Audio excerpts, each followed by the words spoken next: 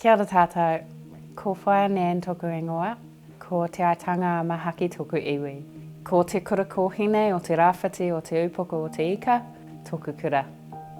When I teach technology, it's about producing systems. It's also about using STEM, so not just technology, but science, mathematics, and my favourite, engineering.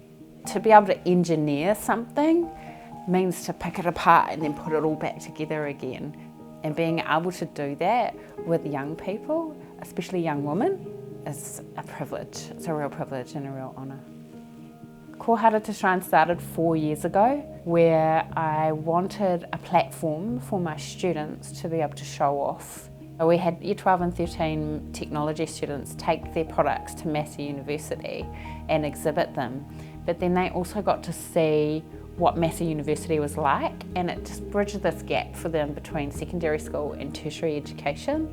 They got to whanaungatanga at university, and for some of them that's the first time they've been there, and we did that under the umbrella of mātauranga Māori. So we had an opening which was a mihi whakatau. There was waiata, our kapahaka performed, and that was hugely successful.